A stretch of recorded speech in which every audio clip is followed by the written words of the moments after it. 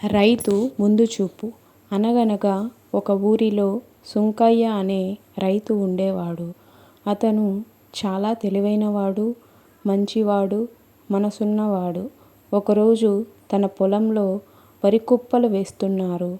కుప్పలు వేయడం ఆ రోజుతో ముగిసింది.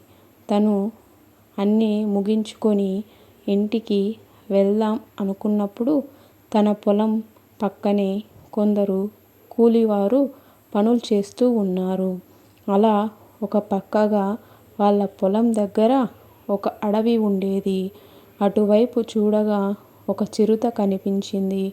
అది చూసి రైతు పక్కన ఉన్న కూలీలను కాపాడాలని అనుకున్నాడు.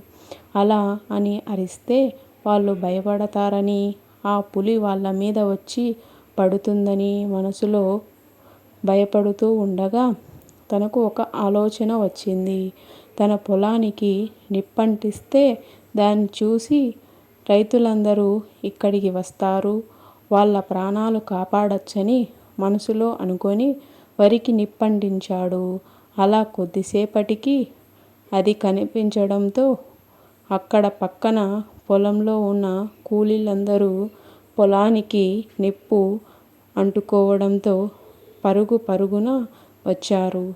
దాంతో రైతును కూలీలు నిప్పు ఎలా అంటుకుంది అని అడిగారు.